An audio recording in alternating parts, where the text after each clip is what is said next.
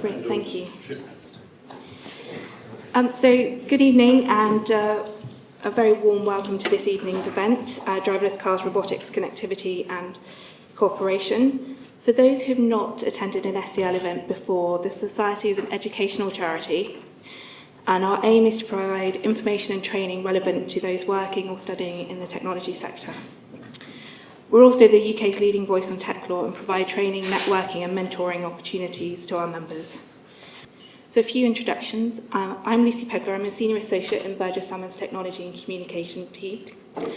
I've got a particular focus on transport technology and intelligent mobility, and I'm chairing this evening's session. I'm delighted to be joined this evening by Professor Tony Pipe and Professor Robert J Piechocki.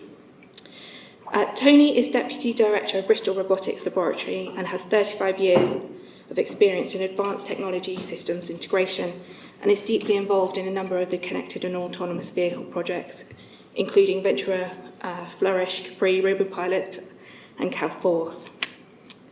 Rob is a professor in the School of Computer Science, Electrical and Electronic Engineering and Engineering Maths, that's a mouthful, at University of Bristol. His research expertise is in the areas of connected intelligent systems, self-learning networks, information and communications theory, statistics and AI, and Rob is also involved in a number of Innovate UK connected and autonomous vehicle projects. I've had the pleasure of working with both Tony and Rob for the past 3 to 4 years on a number of connected and autonomous vehicle projects, including Flourish and Capri, and I've learned a great deal from them. So I'm thrilled that they've kindly agreed to talk this evening. In terms of format, we'll take questions at the end. We've got about 10-15 minutes allowed for that. So if we kick off with Tony. Thank you. Hello, everybody. Oh, yeah, thank you. Not sure I deserve it, but you can judge that afterwards. You can boo me at the end. So, yes, this is me. So I've been in robotics sort of research and development area for far too long. I'm actually a University of West England employee, so the Bristol Robotics Lab, which is the logo on the left-hand side here, is invested in by both of the universities in Bristol. Rob is from University of Bristol, whereas I'm from the University of West England, but as you can see, we work together quite closely, and that's typical of stuff that goes on at Bristol Robotics Laboratory. BRL claims, rightly or wrongly, I don't know, whether it's the biggest co-located robotics laboratory in the country. I think it probably is the biggest co-located. In others, there's where everybody's in one building together rather than in separate buildings. And I say that with some feeling because almost all of the application domains of advanced robotics are in those domains where robots are taken out of cages, like in manufacturing environments, into the world that we exist in. i.e. we're talking about robots working in close proximity with us, and autonomous vehicles are a good example of that, where it's a robot you actually get inside of. It's about as close as you can get, really. Once you start crossing those boundaries, you end up having to also cross the boundaries into the human sciences. So I spend as much time talking to psychologists, sociologists about the acceptability and the usability of this technology as much as I do with all of the engineering disciplines and sciences. So it's important for everybody to be talking to each other, and that's why it's important that we're all in one building together, because it fosters the communication between individuals. So there's just some pictures of stuff that we do in the lab that's not really too relevant to what I talk about now. But we've got quite a lot of themes. That's just some of them, actually. There are more than that now. But I was just trying to highlight the ones that have led to or feed into connected autonomous vehicles down the bottom right-hand side, which is a new theme, which I lead. So, along the lines of what I was saying about psychology and human factors, assisted living, which is predominantly about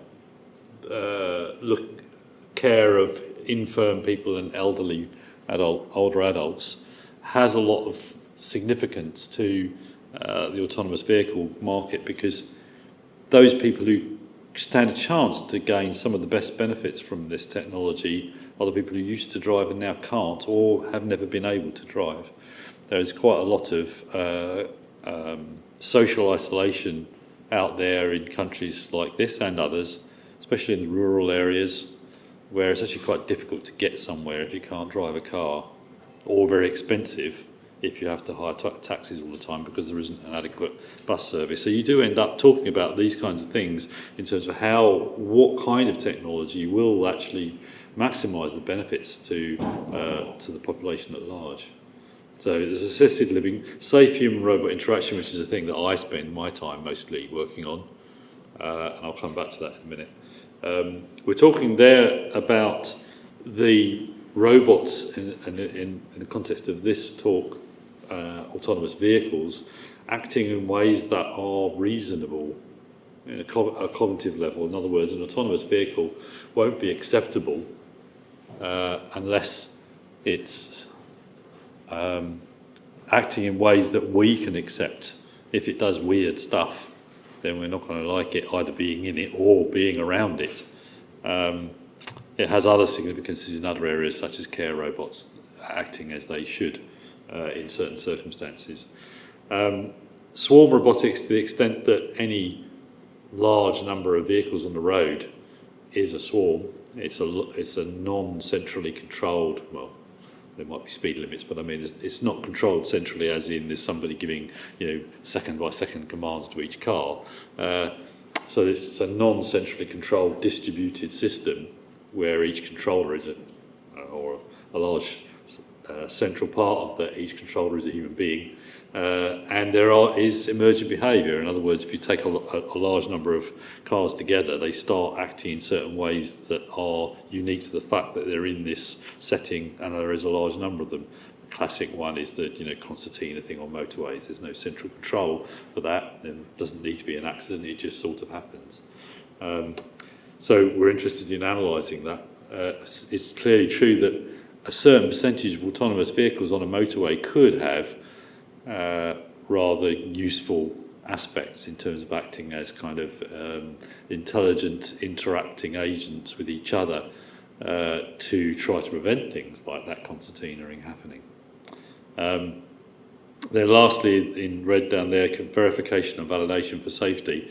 I'm going to come back to that later on in what I'm talking about, but that's a more formal approach to trying to ensure that a vehicle is safe and useful when it's on the road, and clearly safety is a rather critical factor in this technology. I often say, and I'll say it now, that I've been in robotics research for 30 years, or how many years you said, 35 years possibly, I don't know, some enormous amount of time.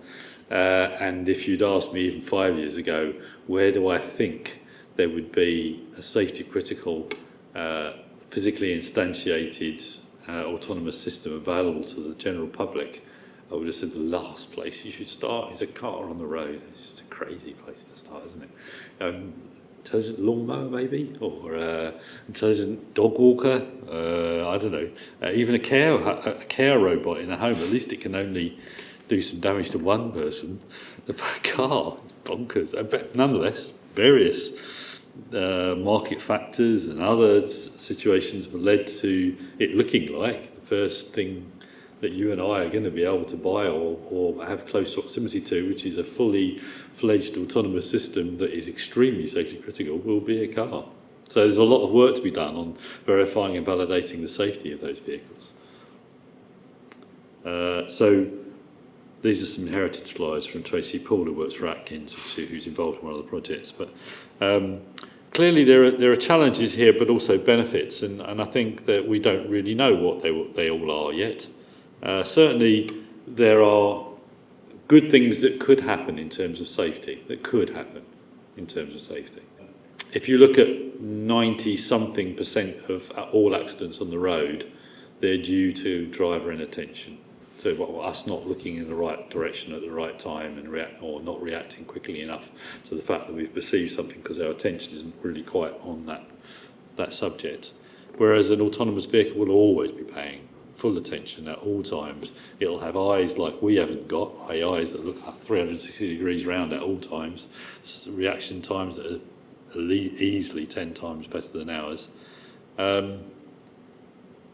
But there's always this question, isn't there, in our minds about these situations in, let's say, you're driving along in an autonomous vehicle, you're all passengers, let's say that you're at my age, elderly, there's 4 of you, let's say, I don't know, in this vehicle. You press the button to say it's an autonomous mode, and suddenly these 3 young children come running out onto the road, and the vehicle decides that in the best interest it should drive the car into a wall and therefore run the risk of killing 1 or more of the 4 people in the vehicle because the value of the young people's lives is greater. So who would buy a car like that would kill you? Anyway, so there's all these kinds of logical things about, oh my God, what would we do? But I think the thing to balance that against is this enormous number, 90-something% of all accidents are due to driver inattention. I think that is a really huge percentage of saving that could be made. I'm not saying it currently becomes 0, but if it became anything a lot less than 90, then a lot less accidents would happen in the first place. The reason why the vehicle, if it was a manually driven vehicle with 4 elderly people in it, would get in the situation in the first place where it couldn't do anything to stop itself hitting the 3 children is because they weren't paying attention enough in the first place. Not saying it would always be. Of course, you could always imagine a situation in which you couldn't see and they were coming out from behind a wall and would it make the right decision then? But in most cases of those, it's because the person wasn't looking in the right direction at the right time. They were just driving along in a bit of a fug, and then the wrong thing happens. So there's a lot of there also could be societal benefits in terms of smoothing it out traffic flow and so on and so forth. I better get on because I'm going to take far too long otherwise. But those societal benefits are not totally clear either. So there could be a lovely future in which there are no car parks in the centre of the cities anymore because you don't need them. It doesn't mean you can't get taken to those places, but there'll be vehicles that can take you there, drop you off, go off somewhere else, probably to a charging station because they're probably electrically powered, and then you, from your app on your phone, asks for it an hour later to come and it or another vehicle to come and pick you up and take you somewhere. So there are those kinds of visions that could become reality, but we don't know if they will. So I don't know, you probably know about these SAE levels of autonomy. No, maybe not. Shall I quickly go through it? Okay, I'll be quick because I'm going to take far too much time. This is just, it's an American society of automation of vehicles and other engineering systems that's sort of become the norm. With 5 levels of autonomy, with no autonomy at 0, full autonomy, whatever you may mean by that, at level 5.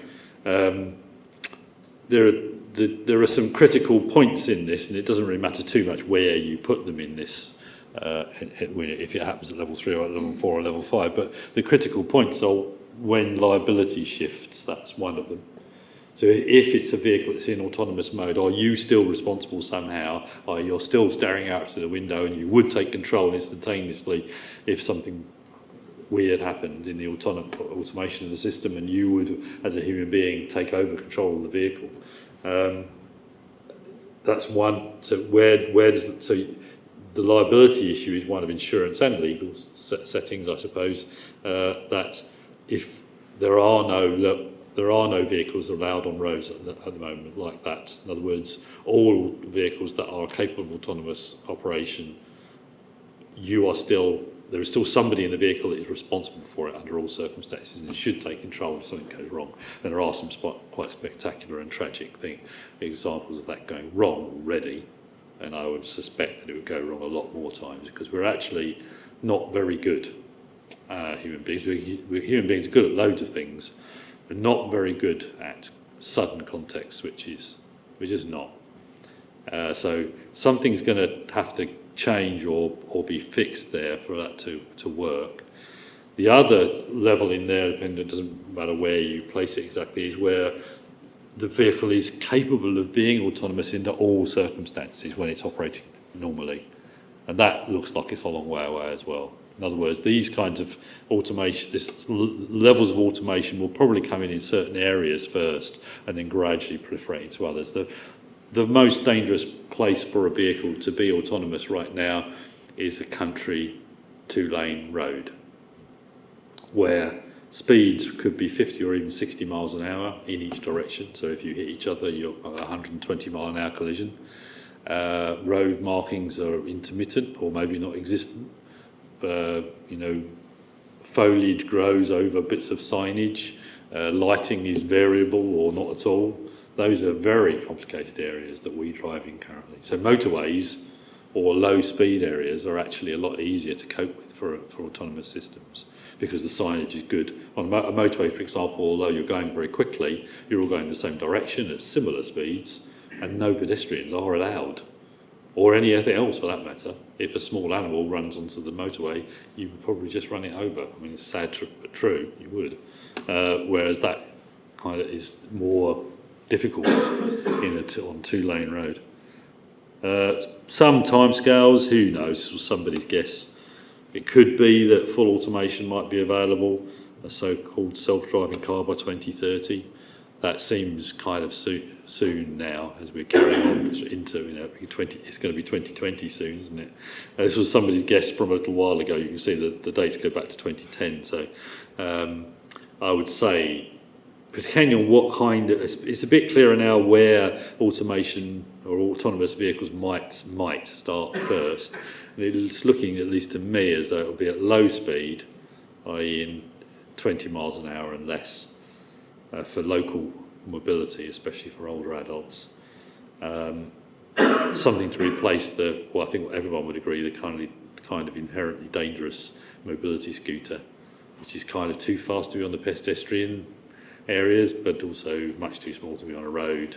And there's vehicles like called pods, typically, that may well be a bit bigger and more substantial, but also able to go into pedestrian areas. So it may happen there. Another place I would think it could happen is on motorway convoys of commercial vehicles. Maybe between 3 and 5 in the morning or something. The inside lane of the M6 is an autonomous convoy lorry lane. As long as people know about that, you can kind of separate it off a little bit. So these are the projects that we've been involved in, and I'll just very, very quickly go with them because I will speed up. The thing I could draw, there's 6 of them altogether actually. Some of them, one venture is finished, Cav 4th at the bottom hasn't started yet, the ones in the middle are all running currently, but they've changed emphasis gradually from looking at how the technology of the vehicle itself might operate in a local way, and that vehicle's acceptability to people either in it or watching it being autonomous in other circumstances, near pedestrians, near other vehicles that are driven manually, so on and so forth. So the earlier projects were much more on that, whereas the later projects are much more on multiple vehicles together and how they might interact, and also the safety of those vehicles, and especially also their safety under the influence of some kind of cyber attack, some malicious attack on the vehicle. How would it manage to fight that off as an autonomous system? The Ventura project, which was the first of these, was, as I said, on the bottom right here, acceptance, insurability and legality. And the technology itself as well. Those are the partners, and you notice Burgess Salmon's amongst them. So these are the kinds of vehicles we played around with in Ventura. A car, which was a fairly heavily instrumented car from BAE Systems, a Renault Twizy in the middle there, which was kind of something in between a pod and a car, because it is actually a legal vehicle, but it's actually a quad motorbike made to look like a car. And that's the typical that vehicle over here is the typical pod, which UK manufacturers seem to be interested in. Their thing would be 2 to 4 people. If you look at the kinds of pods that are being talked about in mainland Europe, they tend to be more along the lines of minibuses, so 10 to 15 people. Who knows, they may both be viable, or one or the other. This is more focused on local mobility, especially of older adults or people who would like to go to the pub, have a lot of drinks with their friends, and then be taken home and get in some 5 to 10 mile area. And buses, we're interested in public service vehicles as well. So one of the main results from Venture, and I haven't got time to go into detail, was to do with control handover. The first trial was people sitting in the vehicle on the top right there, that's a converted Land Rover, and being asked periodically to take control of the vehicle and then giving hand control back to the vehicle again. And it was at that point that we realised rather rapidly that it might actually never be a very good idea to give control back to a human being, even if they're expecting it. The participants, and there were about 60 of them, knew that they were going to be asked to take control. This wasn't even an emergency situation. It was just you don't know when it's going to happen situation. And they were just not very good at it, including me. I was one of the participants. Within about 6 minutes, I was looking out one of the side windows. It's good and bad in a way that we go into passenger mode so quickly, on average. It's good in that you could imagine in automated vehicles, if they became more popular, there might be quite a big reduction in road rage, because we do seem to kind of, it's more like sitting in a bus. It gets there when it gets there, But on the other hand, you're not very good actually. They're taking control again. People did weird stuff. So the people who did weirdest things were people who forgot about one or the other of the controls. They either forgot to steer. They now had to steer. They remembered they had to put their foot on the brake and speed up a bit and keep going. Or they remembered to steer but forgot they had to do things with their feet and just sort of gradually came to a stop. Oh yeah, I need to do something here. So I mean, this was up to tens of seconds here we're talking about. So anyway, maybe on a motorway this is going to be a thing that's viable. I can't see how it's ever going to be viable in a city area or even a rural area. And I haven't got time for that. There's lots of interactions with other vehicles. I've really got 5 minutes, haven't I? So I better just play this and then think about stopping. The Venture project is the first driverless car project to start in the UK. It's a 3-year research and development project based in the southwest of England. Today we're conducting trial 3 of the Venture project.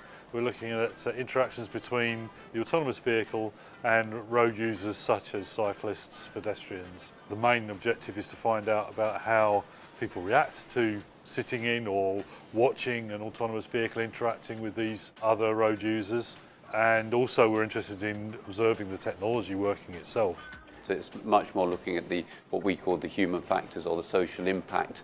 The pedestrians and cyclists are observing those scenarios and they're rating their trust in the autonomous vehicle.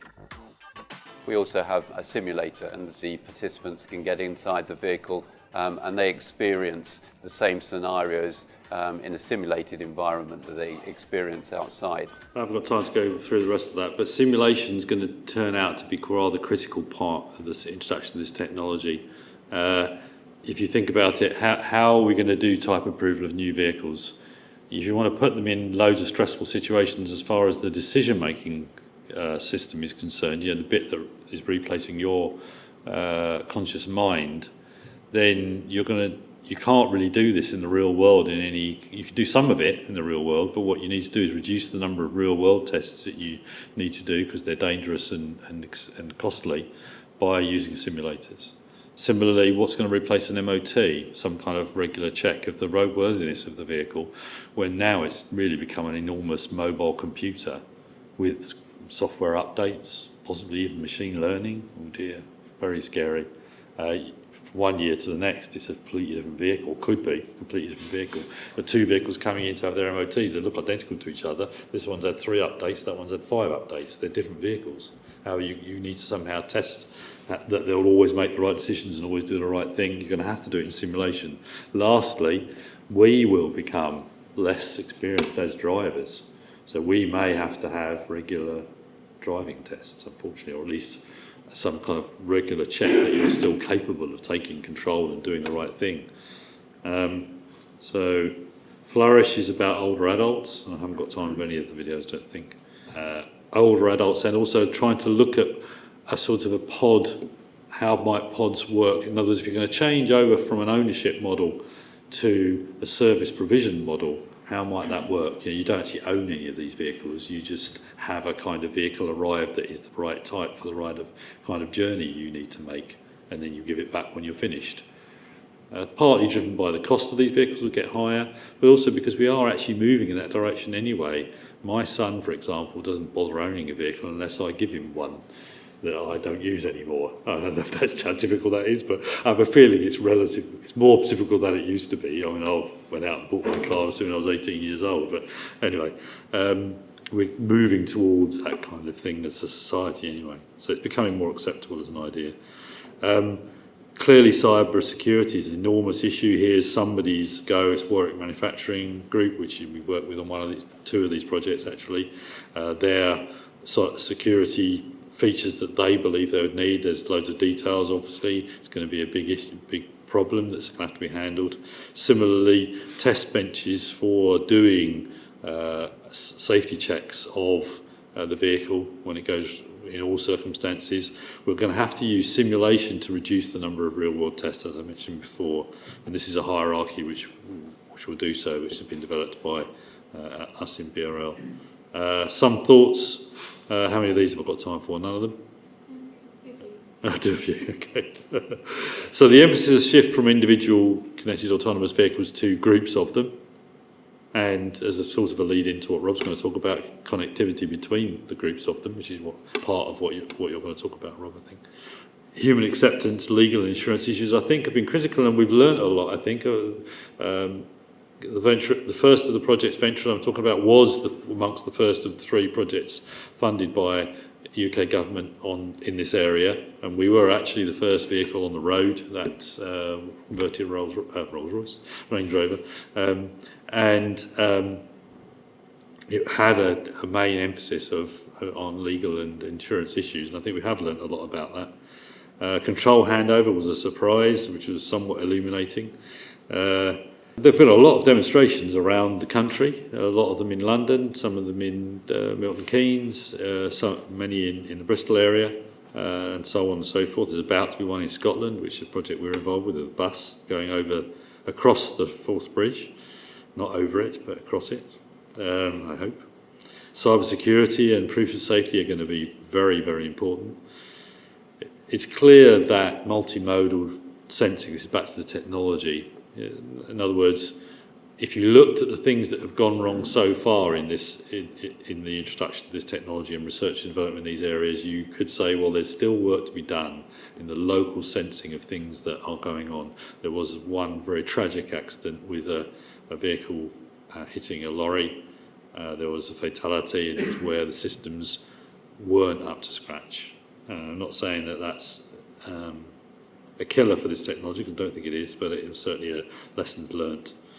It's possible that the first areas these things might become in place might be pods or personal rapid transport vehicles. That's what PRT stands for, of the like that I showed earlier, with twos or fours of people sitting in vehicles and being transported somewhere.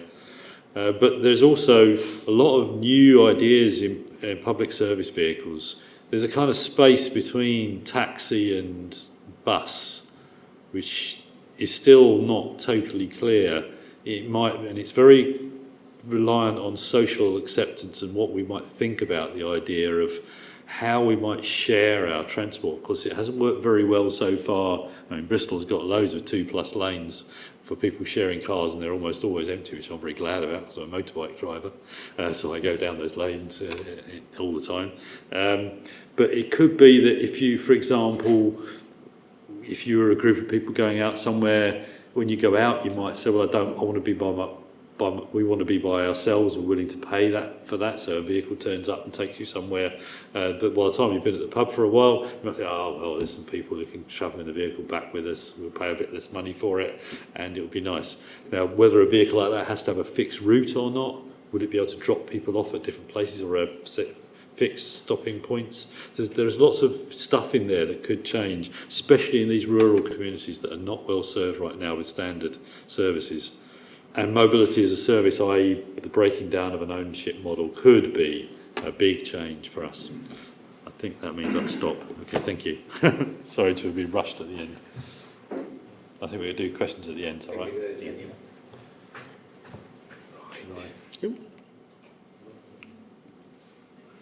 Right, you're back. Right, okay. Good evening, everyone. Welcome, ladies and gentlemen. Lucy, thank you so much for the kind words of introduction. And thank you for turning up what I'm sure must have been a perfectly usable evening for you otherwise. Okay, I'd like to take a slightly different view, but complementary to what Tony has offered. So I'll look at data sciences, kind of cooperation. So essentially, the way to think of it, or the way I like to sometimes refer to it as, is Internet of self-driving vehicles. And my name is Robert Piechocki, and I share my time between the University of Bristol and also the Alan Turing Institute, where I do AI and data sciences. Right. So in this talk, I'll be drawing on examples from two projects Tony has mentioned already, so I won't be making a too long introduction to Flourish. There's another project that we look at is next generation converged digital infrastructure. We have a large portfolio of other projects, so there's lots of activities in the Bristol area. So there's been already several acronyms introduced today. So CAV, Connected and Automated Vehicles. I prefer actually automated rather than autonomous. There's a subtle, but well, it's quite important actually difference in there. And the second acronym that often put forward, coined actually very recently, is ACES. Okay, so ACES is automated, connected, electric, and shared. And that's essentially the future for all transportation. And I think nobody will take issues that this is really the future. It's not a question of if, it's just when. Okay, so essentially it's a kind of medley, a confluence of several ideas, and that's sort of advanced machine learning or AI ideas, and then automation, and also networks. Okay, networks that need to be there to allow this collaboration and data exchange. Tony introduced these definitions. For the purposes of this talk, when I say automated vehicle, I will mean level 5. Okay, so a vehicle that is fully automated. So there's lots of activities in Southwest and in the UK, and it's so much happening that's actually fairly easy to forget that there is a big world out there, and in fact there is a lot going on out there.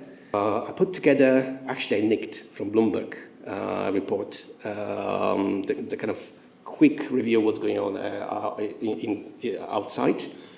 So what we have here is several organizations that are big. Okay, when I say big, I mean billions of dollars. This is a kind of research money they have. In fact, collectively, the R&D spent is about 50 billion worldwide annual R&D spent, okay? It's a huge. And within the community, kind of everybody agrees that this is Google that is leading the pack. Okay, so Google, you probably know that Google spun out its self-driving activities. So it's called now Waymo, but it's fully owned subsidiary of Google, okay, 100%. GM and Cruise are doing fantastically well. Aptiv and Ford, these are kind of 4 world leaders. So there are several tiers, I would say. Google is in the league on its own, and there are kind of several more tiers underneath in terms of capabilities and readiness. And there's tons of startups. Okay, I've listed here, I don't know, maybe 30, but there's somewhere between 50 and 100 startups worldwide, and some of them are actually quite big. We should not be really referring to Intel as startup. Okay, so Mobile Eye was acquired by Intel, I think it was about $16 billion. NVIDIA obviously is huge. You told me that some of those guys you probably never heard of, but they literally operate with big, big numbers. So I'll give you an idea. Recently, just about a month ago, Aurora Labs raised something like $1 billion. It's worth now something like 5 billion euro, another, I think about $500 million. So, you know, these guys are absolutely huge. So yeah, it's a cutthroat competition out there. Bloomberg predicts maybe 5 will survive. It's hard to say really. I mean, definitely the competition for the urban driving, it will be really difficult. Lots of these companies are already looking for kind of niche, a very specific application, and that's the way forward. And there's already a consolidation going on. So I think it was just last week that Daimler announced it's going to merge its R&D activities with BMW on self-driving cars. They recognized They have to do it, otherwise Google will wipe the floor with them. Okay, so why do you need this kind of huge budgets? So I have here just a quick slide and try to make two cases. So that's linking to what Tony has already introduced, kind of safety and money. So basically, the kind of link between how much money you need to have and how that translates to the on-road safety. Okay, so the first, I've got 3 tiers. Tier 1 is the kind of a kindergarten, really. We should really think of this. So until recently, it was hard to have an automated car. Now it's actually super easy, okay? So all you have to do is go to this website, Command on AI, and there are a few more other providers. You buy a lot of some kit, put it on your car, and it will self-drive, okay? So it will, you can put it on a car park. You actually need to do it in a fully controlled fashion, okay? So car park really. And it will do simple things, okay, such as driving in between traffic cones. It's a simple maneuver, will park. So that's no longer super impressive, okay? Driving in a car park is no longer super impressive, can be done on a tiny little budget. So the KPI I'm introducing here is safety in a real traffic conditions, okay? So if you were to take this kind of car and put it on a real road, that car would do something completely silly, nearly immediately, okay? So here I've got M, that signifies number of miles without a catastrophic incident. So catastrophic incident is an incident that results in a loss of life or a serious injury, okay? This should be read that you should never put this kind of car on a normal road. It will crash immediately, essentially. That's the way to read this. Okay, we step up, have a few more zeros in our bank accounts, about 10 maybe million or so. Then you assemble a good team of AI engineers, put together, do quite some serious work. And at that point, you can take the vehicle and start safely, really slowly driving on a public road, a few miles, and it will crash essentially, okay? So still, you need to be super careful. You need to look at this vehicle all the time. You need to be, vigilant and have a safety driver ready to take over control. So what is 10 miles obviously is really bad, but how bad it is, okay? So let's use as a yardstick current safety statistics. So current safety statistics, these are numbers for USA. We observe about one fatality per 100 million miles driven. So I would submit to you that if we want to have automated transportation safer, you need to aim for multiple of this, okay? By how much? Well, it depends. I would just say for the purpose of this talk, maybe 2 orders of magnitude, okay? So we want to make it 100 times safer, okay? So we are really aiming to drive 10 billion miles without causing serious accident. And as it happens, to achieve that kind of target, you actually need to have as many zeros or as many dollars in your account, okay? We're talking about 10 billions. So this is really the kind of top league of Google's and the like, okay? So again, I need to emphasize, I'm talking about the level 5 autonomy, okay? So literally a car that for all purposes will replace a human, okay? It can commence and complete the journey no matter what's the weather condition, no matter what are the roads, types, or traffic conditions. Okay? As I said, way more leading the pack. As it happens, it's been recently valued, 175 billion. Okay, so but this is the kind of money they are probably spending. Nobody really knows because they don't have to publish these numbers. Okay, just one word. I think it's useful to just spell out how the car really works, because that makes a good case what are the problems with safety, okay? Cars, as Tony mentioned, lots of sensors. I'm not going to list of them. You've seen it in the video. But what I'm going to list is a kind of tasks that each self-driving vehicle needs to undertake. So I've separated into 4 tasks, but these happen concurrently, okay? So this is a view, kind of machine learning view. So essentially, very important, if not the most important task, is perception, environment perception. So we use all the sensors to build accurate 3D map of the environment around. Okay, that's essentially. And the vehicle needs to know what are the objects, what are the road users. The way this will be done is a vehicle will create a bounding box. Okay, so literally we'll put a box around and they put a label and a confidence. We'll say this is a car, that's the cyclist, and this is a pedestrian with sort of 90 or whatever % of this, and that's what environmental perception.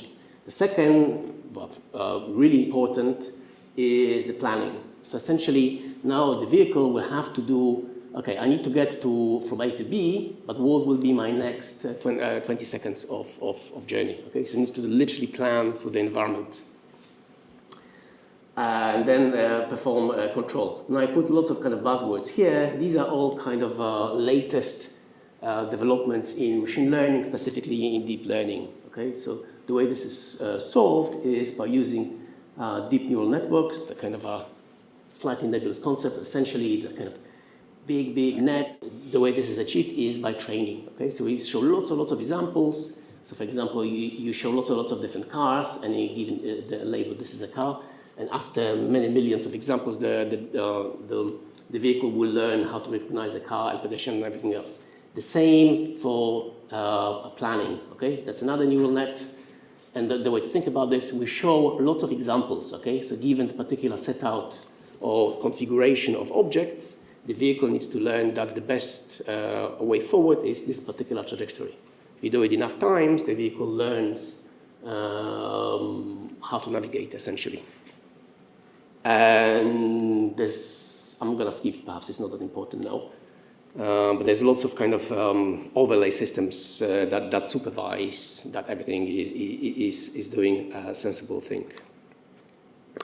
Okay, environment perception. Okay, this is a very short video just to show how that works in real life. So this is actually video from our Flourish project where the test vehicle just builds this environmental image, puts labels. Actually, in Flourish, we add sensors on the roadside to help the vehicle.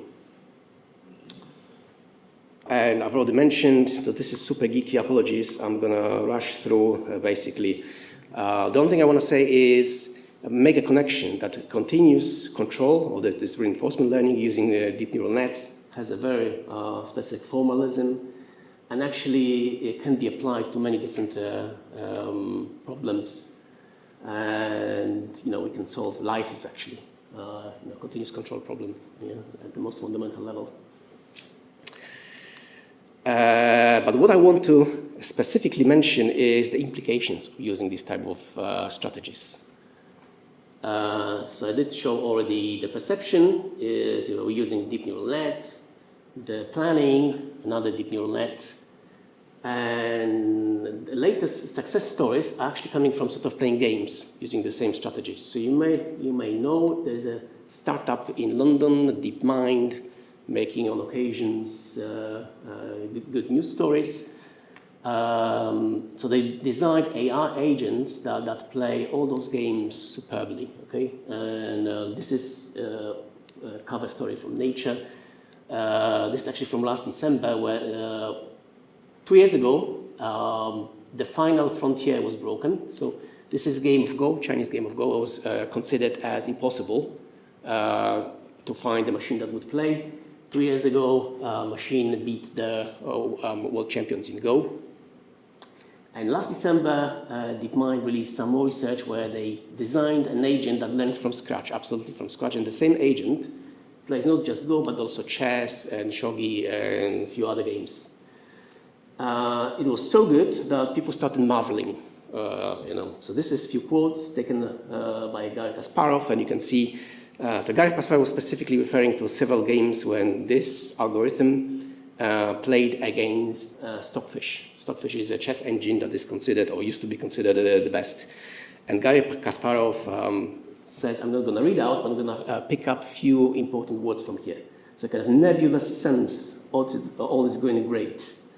Subtle sense of intuition. Okay, so these are kind of nebulous sense and intuition I want to highlight. So the way the systems work, they essentially develop human-like intuitions, and they just solve problems, which is great for this kind of things. But there is if you ponder this thing for a little longer, then you think, oh, crikey, there is a potential problem for automated vehicles. Okay, the same algorithm powers decision-making and perception of the latest generations of automated vehicles.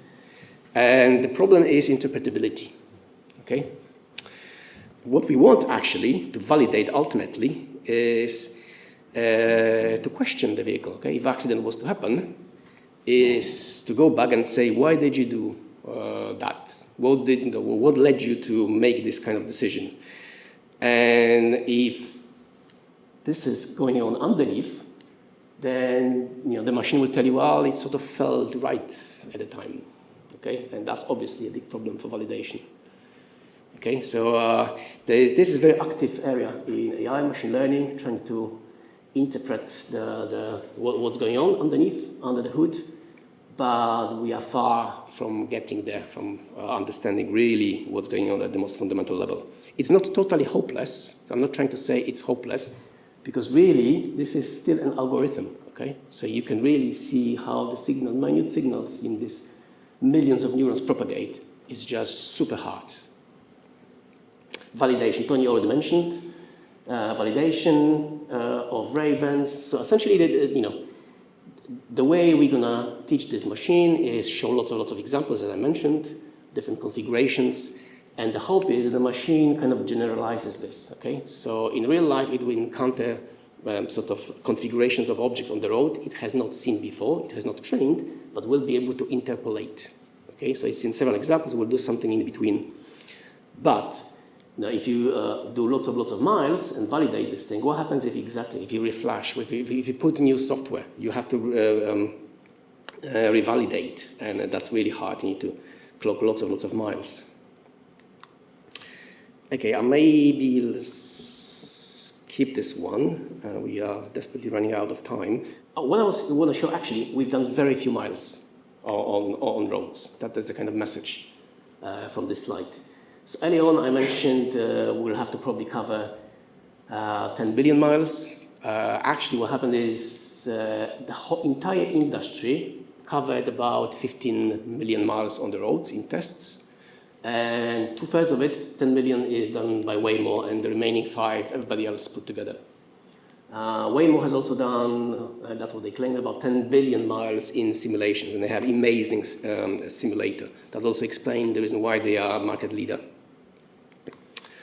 Right, that Tony already had a nice slide at the end, so I'm gonna just rush through. I fully agree with that view.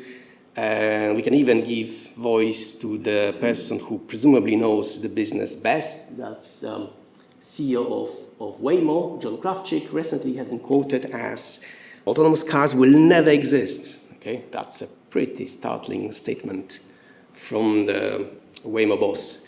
That actually went, and I read the original interview with him. He never said so, actually. This is a clickbait, obviously. But he did put lots of caveats in there, saying, yeah, hard problem, it's lots of, the same thing I just said. There's lots of environmental perception. So having a car that will truly replace a human super tough problem is not coming anytime soon. So based on that, one can put this obligatory hype cycle. I'm not going to be the monger. I don't think, actually, maybe I should not have put it here. But well, it's not going to happen. But it's going to be, I think, people will soon realize the level 5 is going to take much longer. And one more statement from Google, it's probably warning signal to many other competitors is, well, what Google can do, as it's done in the past in different markets, it can give for free or next to free its automated driving stack. Okay, and if it's proven it's safe, that it will make it difficult for other companies to sell their own.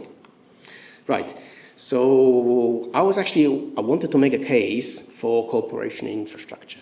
Okay, and I wanted to motivate it using two extreme cases. Okay, so one extreme case is all current vehicles are essentially being developed as a sort of free agent. They operate completely independently. They have its own decision-making, mind, and they go about. The other extreme is remote control. Okay, and there are some use cases that people put forward some serious organization in this kind of case. Okay, so literally, vehicle that is remotely driven by some operator. And I think the true benefit will come when we try to find a kind of sweet spot. And depending on the use case, this may lie somewhere on this scale. Well, I don't know where. Somewhere maybe in the middle. But essentially what we want to have is a system that it's sort of orchestrated really nicely. Okay? So you need somebody to incentivize certain behavior or disincentivize, to direct traffic flows. Also simply because the traffic is actually a chaotic system. So you may know that chaos, there are two types of chaos. There's the type 1, that is like weather, that does not respond to prediction. And there's type 2, like traffic, that does respond, like financial markets. Okay? If I was to predict that, I don't know, barrel of oil will double up in price tomorrow, then obviously everybody will start buying now, and then my prediction goes out of the window. It's a kind of, you cannot predict it. Traffic is the same. Okay? If everybody has a Waze application and responds immediately, Waze goes crazy because it changes completely. So you need to have, what I'm saying, orchestrate in between to direct the traffic, but leave enough room for vehicles to perform safe maneuvers. When you orchestrate traffic, you will need infrastructure. So all those benefits Tony mentioned, all this promised land, in our view, will happen when you have infrastructure. Okay, you really need to help the vehicles. And just quick view on the kind of historical view. So Model T, Ford Model T, 1908, and the only infrastructure we had is tarmac, sort of roads. And we know what happened with vehicles over the last 100 years. They've changed beyond recognition. So the only thing we have, although the vehicles have in common, is just wheels, essentially. And what I want to say is that the same thing will happen in infrastructure. Okay, it's the only thing in common between what we see now and some, few years into the future, maybe 2030, will be just the tarmac, but everything else will change beyond recognition. Okay, so how infrastructure evolved? Road Traffic Act. I'm speaking to mostly lawyers, I guess. That's this history much better than me. But I want to say that's going to be the future. The tarmac itself will grow the kind of nervous layer, I like to think. So lots of data pipes, sensors, actuators, things that will help to direct traffic flows in essence. I'm not going to list. There's lots of kind of buzzwords, lots of kind of little boxes that have that name, and people are working on these concepts, including us. Just briefly, what kind of services you may get. So when you have this new infrastructure, what's the benefit? Okay, so I have a list of several kind of future services you may get. And that's cooperative awareness and sensing. Okay, so perception is a difficult problem. If you have additional sensors on the road, you will help vehicles to create, to understand the environment much better. Smart vision junction and signage. Again, you can remove all in principle, you could actually not have any road surface marks or signs or traffic lights. These things are phenomenally expensive to build and maintain. And all you could do, in principle, is just beam this information wirelessly directly to the vehicle. Okay, so if it's a human-driven vehicle, you put it on the dashboard screen. If it's automated vehicle, it's even easier. You beam it directly to the digital brain of the vehicle. There are problems, obviously. It's not that it can be done immediately, because there are also pedestrians, cyclists, other road users. So, but people are working on solutions. It's not totally hopeless. I mentioned already traffic orchestration, and there's all other things that can happen.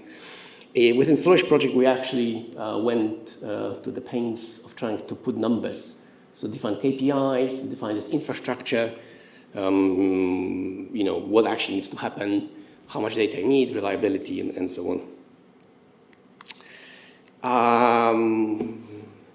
I suspect I have little time, so I'll just whiz through just to say there's tons of data to work with. Okay, it's a humongous amount of data that these things generate. The code is humongously complex.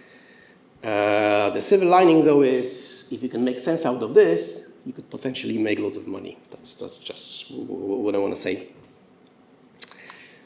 And Flourish CarTrans, I've already alluded to that. You know, we are driving cars in Bristol, have our own infrastructure, and collecting lots of data, statistical data, and make some predictions. The way I like to think of it is we don't have any automated or future automated services available there, but what we can do is it's equivalent of testing new container or shipping container ports. Okay? You don't need to ship any goods to test your new container ports. All you have to do is try to test how your big infrastructure responds to different containers as they zip through the infrastructure. So different size, you need what's the order they arrive, what's the order they leave. That corresponds to the data packets as they whiz around. So this is a bit more specific, I thought it was a cute slide. Showing that once you run the services, actually the reliability, when you do it for real, you can actually measure the reliability.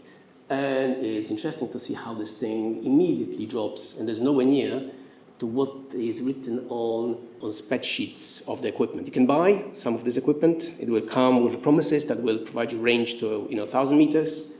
You put it on a vehicle, drive around, and it's 150, okay, and it drops really badly. So it's important to know these numbers because you can then make prediction. You can think also how to improve the system. Tony did mention security, so I'm not going to go into detail. The only thing I just want to put a placeholder is security is about really trust, okay, provision of trust.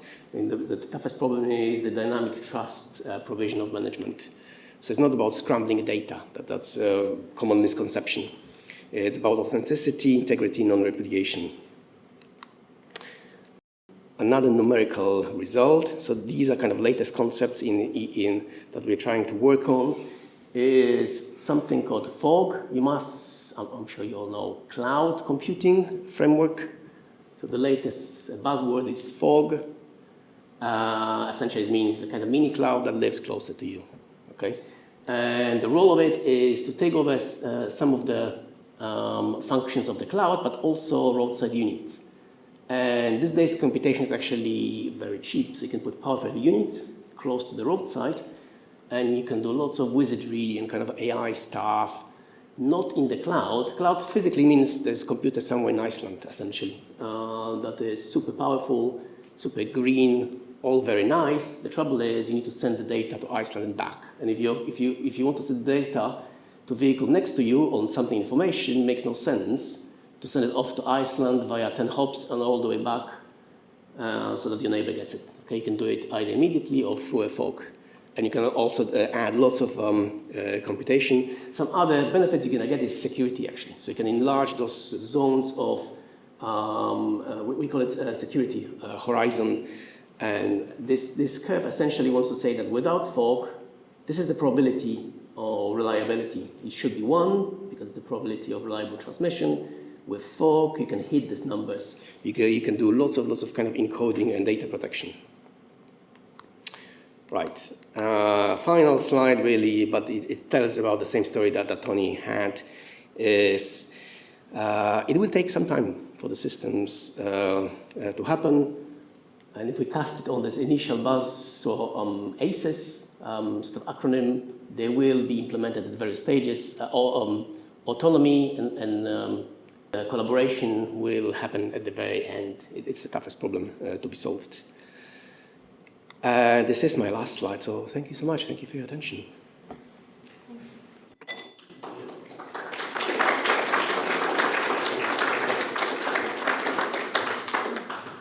Great. Thank you to Tony and to Rob for giving us a great insight into the benefits of connected and automated vehicles and into some of the technologies that are being used. Do we have any questions? Zaps you into silence. Yeah. Over there. Oh, sorry. Oh, sorry. I'm interested to know, So you mentioned, I think Tony, in your talk, there were things on there to talk about autopilot. I don't know anything about aviation really, but I believe autopilot in that context is one of the time automation is happening in that area. To what extent has that been borrowed or used in what you've been doing in relation to cars? Well, the thing to bear in mind here is that although an aeroplane and a car are both about transporting people around, what they actually experience is really, really different. An aeroplane, apart from takeoff and landing, which are the most dangerous parts, spends its time in miles of free space. That's when you usually use the autopilot. Whereas a car is kind of right next to, even on a motorway, even in relatively non-dense traffic, is just orders of magnitude much more interactions going on. So there's a certain amount that you can draw upon, but not really that much. If there was an autopilot that, just because there's so much more to deal with, compared with what basically in an aeroplane, what I'm doing is thinking about where in some, as the crow flies, as it were, but a lot higher place to get from here to here, according to some traffic lanes which are miles and miles across, compared with driving along a two-lane road. It's so much more complex that you can only what we would tend to call a pilot in car autonomous technology is the thing that does the kind of subconscious part of driving that you do once you've learned to drive. You don't really think much about keeping the car in the middle of the lane you're driving in, or braking when maybe not emergency braking, but braking when you're just keeping a certain distance between you and the car in front, or accelerating a bit, braking a bit. You don't really think about that. If it's a manual car, gear changing and clutch use and stuff, you don't really think about any of that. But you could think about that as a pilot, because it's doing the kind of low level stuff of stopping you driving off the road, and then there's a higher level control going on, thinking, oh, what am I going to do about the fact that there's a parked car there? What shall I do? What shall I do about this T-junction that's coming up? Should I turn left or right? Does that help at all? So there's some things you can come across, but it really is, apart from the fact they're both about mobility, there's not an awful lot in common. Chris? There's another aviation question. Obviously, we don't know the facts that are emerging about the 737 accidents, but it did strike me that there's some issue there around the interaction between complex and autonomous systems and human behaviours within that. I don't know, I'd be interested in your comments. Obviously, it's on partial facts, and whether either of you had any thoughts on certainly the emerging points. Do you want to get started on this? After you. It's completely not my area of expertise. I would just be speculating.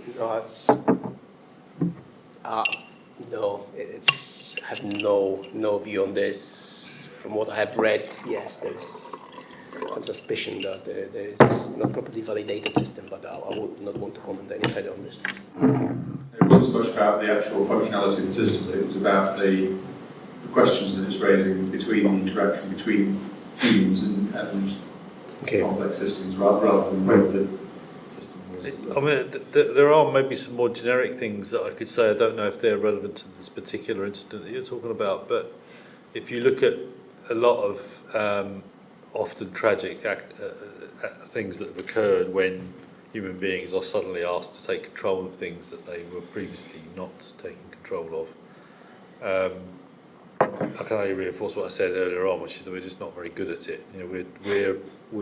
There's plenty of evidence that our brains function at some level or other as kind of future machines at different levels of temporal resolution. So, and it's roughly roughly the same as the structure of the brain itself. So in other words, the things that are further down are dealing with more immediate things in the tens or hundreds of milliseconds. The next layer up is seconds, and then minutes and hours, and not saying exactly that, but it has a tendency to be like that. And it's kind of inevitable in a way because of the time it takes for the processing to go through the brain. In other words, for you to react very quickly to some emergency situation where you need to slam your foot on the brake, you haven't got time for those signals to go all the way through to the top levels of your brain and back down again, because that would take up to 200 or 300 milliseconds, which is typically too far, a third of a second for you to even think about the fact that you should put your foot on the brake, let alone the motor action. So if you take something out of context, like there's this famous thing, a rhinoceros comes into the room, blah, blah, blah, what does everybody do? They just sit there for a second or two whilst they think about the fact that there's a rhinoceros in the room.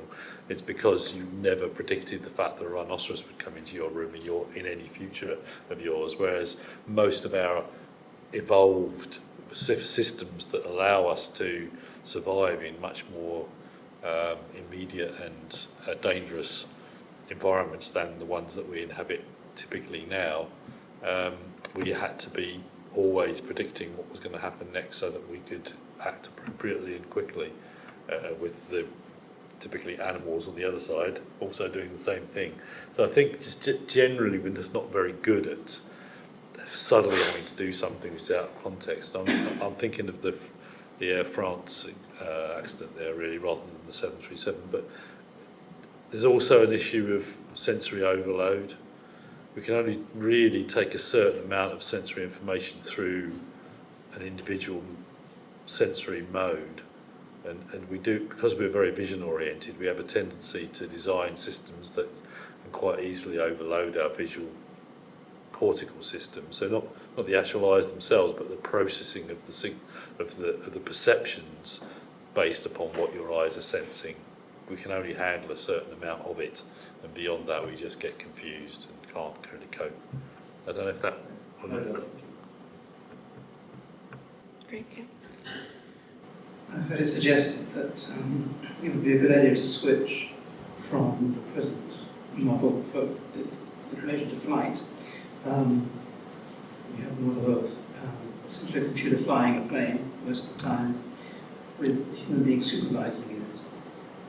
A human being can be rather sleepy and inattentive and also possibly not very experienced in emergencies. It's called on, and he or she is called on to take over. Then it might be better to switch to a model where we go back to having human beings flying planes and supervised by the computerized systems, which can react faster to emergencies. Does that seem like a good idea? It's fraught, isn't it, with ethical and moral sort of black holes. I think that's the problem with it. But yeah, I know what you mean. It's slightly, you've rung a little bell in my head in a slightly different area, but I suppose it's linked a little bit in.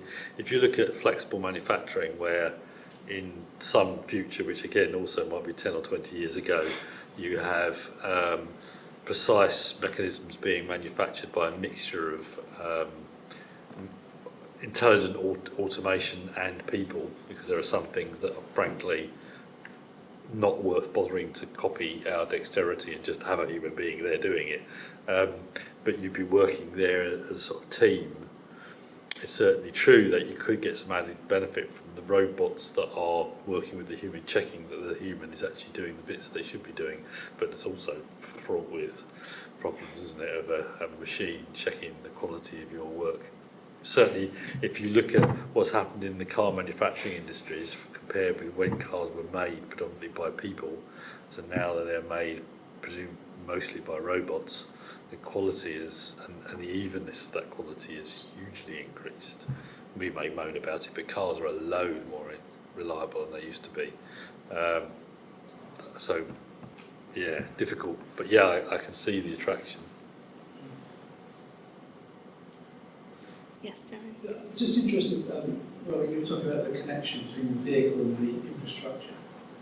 And just on timing, I'm wondering whether it's actually the infrastructure which is holding us up rather than the vehicle.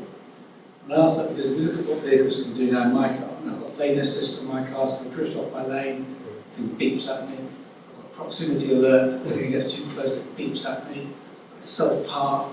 So the technology within cars is moving at a very, very fast rate, whereas it seems to me that the infrastructure is perhaps a long way behind. So is it the infrastructure that's delaying this rather than the actual car technology? Possibly, it's much easier to put stuff on the car than dig. This is a major civil project to put infrastructure outside. Plus, it costs a lot of money to have a really good case to do that. Who's going to pay for it? But ultimately, if you want to have transportation that works much better, we will need this. And also, you still need to transmit data from the vehicle. You need to transmit to vehicle. Automated vehicles will need the safety provision. So the way this is done now is all vehicles in real time need to know whether they can trust information received from all other road users. So the moment one vehicle is labeled or that it's no longer trustworthy, all other vehicles need to know it. There's a huge overhead of transmission all around. Plus, we would probably, in the age, fast forward 20, 30 years, we want to know, we'll want all vehicles presumably to send some kind of heartbeat type of information, so continuously keep beeping. So you need infrastructure. It will take longer, absolutely. Yes, it's easy to put stuff on vehicle. I think that's something the government's incredibly aware of in terms of the infrastructure and the investment that's needed, both for the technology but also the supporting infrastructure in terms of communications and there's lots of work going on at the moment in terms of just thinking about communication separately as in terms of the standard that will be deployed for autonomous vehicles eventually, and just kind of harmonising that as well. So lots of moving parts, but getting there. Just maybe one more example about this traffic orchestration use case I mentioned. There's quite a lot of study we've done as well. You've got fantastic benefits from redirecting certain cars, and it's disproportional to the inconvenience you cause. So you might be able to say that divert maybe 2% of vehicles. Say, okay, you perhaps want to go from here to here via this route, but I'm going to send you this route, and you improve the traffic flow by say 10% or something. So you get great benefits if you look globally at the entire system, and obviously you need connectivity for that. So traffic pollution can be significantly reduced, and that alone should drive the business case behind it. That's the position where the car's ready. You've got a wonderful autonomous car. You can't use them because there's such a in the city X, the 4G network is so bad they can't talk to each other. So the roads aren't set up. So I personally feel the infrastructure is a bigger, long-term, expensive question. Yeah, I definitely agree with that. I mean, because I guess you could make analogies with rail systems or canals or roads, physical roads themselves. It's easier to attract an individual purchaser to buy a smart car than it is to. That infrastructure is no use until it's absolutely everywhere, virtually. That is a problem. And as you say, who pays? Well, I guess we pay as the taxpayer, but I mean, it's a huge bill, isn't it? Any more questions? Okay. Just a question about liability and use of deep learning. So I know this is usually kind of a big question, a lot of these things, but my understanding of deep learning is it works by introducing hidden layers to artificial neural networks, which greatly improve their accuracy and their ability to make predictions at a cost of you can't necessarily see the weight that they're giving to the things that they're using to make those decisions. So, in the context of driverless cars, and the context of cars in general, where you've got a whole insurance industry which will look at questions of liability and look at these things with a really fine-tooth comb, do you think that that's going to be an issue? This inability for insurance to actually address how a machine made its decision? Yeah, that's exactly what I was trying to say. Specifically, it's really hard to explain why a certain decision was made. Essentially, it's impossible to predict what decision will be made without running actually this through the network. So the way, maybe put it that way, it's a completely different mindset now. We used to design the systems on kind of using decision rules. So literally we would list, so given that, machine, you should do this. Given this, you should do this. Now we are designing essentially Frankensteins. So you design something a little bit like biological, and then we're learning its properties afterwards. We do it because actually we experimentally found out that this gives the best performance. But the fact we are learning the properties after we have designed creates exactly the side issue you have just said, that it's very difficult to interpret. You know, the machine doesn't tell you why it made that decision. I've been carrying out research in neural networks since 1994. How many neural networks, artificial neural networks I should say, are there out there in the commercial marketplace? Zero. And that is the reason. What can you do? I mean, there's definitely a kind of a what is there? There's a kind of double think going on, because that's what you've got in your heads too. We all have in our heads. We also have incredibly non-linear and much even more complicated deep learning neural networks in our heads. Yet we trust them to drive cars and pilot airplanes sometimes, and so on and so forth. There's definitely a sort of a double think going on. Why? But I don't know what the answer is, and nobody else has known the answer for the last, how many years was that? 1995, 35 years, I suppose, isn't it? I don't know, some large number of years, 25 years. One of the problems is this: if you're going to try and verify the correctness or validate, whichever word you want to use, the correctness of a deep learning neural network, which, as you say, could have tens of thousands or even more neurons in it, you've got an incredibly complex nonlinear system there, and you might have, between what you'd call your training set, which is your examples of, for these inputs I want these outputs, for these inputs I want these outputs, you've got thousands of those.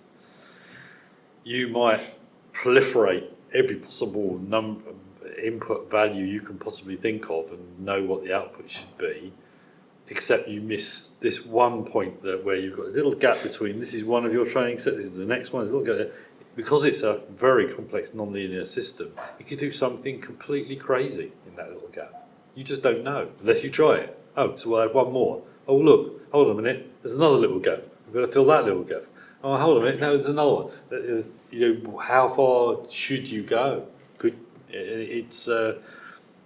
Alternatively, if you created a system that could test every single possible input to find out what the output would be, why bother with a neural network anyway? You've got an enormous table you could just use. You already know what all of the outputs should be for all of the inputs. You don't need a neural network anymore. But that table would be so enormous, you wouldn't be able to manipulate it anyway. It's kind of gets you into this kind of thing that you can't get out of, and nobody has for the last years. We decided it was 25 years. You put your finger right on the problem. I mean, a lot of those AI companies that Rob put up there earlier, I don't know how they're going to survive, because they're not going to be able to solve this problem either. Well, actually, even I may comment a little bit more. Actually, they've admitted. So I know Mobileye, so that Intel already admitted they're using neural nets, Google as well, Aptiv as well. It's simply so good. So, especially the deep neural nets, which is a fairly recent concept, so the last 5 years really that did this. And there are some ideas how to actually validate, something called caging, where you can analyze kind of stages, separate them. And it's not just one neural net. These systems typically would have 5, 6, 7, lots of different aspects in and kind of interconnected. So you can start analyzing them separately. Exactly that's the idea of caging. You just cage them out, try to understand what's happening. And as I said, fundamentally, this is algorithm. Okay, it's not like a brain where it's impossible to see the individual neurons firing. Even functional MRI gives you the accuracy of about 1 cubic centimeter. Here, it is an algorithm. You can actually see one by one what's going on. So it's not impossible. It's just hard. But there are vehicles driven on roads that are being powered by neural networks. Google does it. So it's. Yeah, but the fact that you can, I agree with you. I'm not disagreeing with you either. But the fact that it's happening doesn't necessarily mean you know everything about that it's safe. Sure. I mean, it feels to me like there's got to be some societal shift that we somehow start to believe that the testing or the verification is sufficient, because it can't ever be exhaustive. I agree with you. It's an enumerated system that you can measure all the points of, which you can't do with the human brain because you can't get in there to do so. But we're going to have to sort of come to some. It's almost a techno-societal acceptance of the fact that we've done enough in checking that this is safe. We can stop now, and it's okay. But No, that is an insurance or legal issue. I mean, it's send you our submission to the law commission. We got to go at it. Yeah. Great. Well, I think we'll wrap up there and all go and get a drink, a soft drink or a glass of wine, whatever we want. It's worth saying that if you're interested in any of the work that is being done on any of the projects that have been mentioned today, so Ventura, Flourish, Capri, they all have some really good websites where the outputs are made available, so that might be from technical, legal, insurance perspective. So if you do fancy having a read about the work that we've been doing collectively on the projects, that's available online. This talk will be available on the SCL website in due course. But finally, just thank you very much to Tony and Rob for coming to speak to us today. Thank you.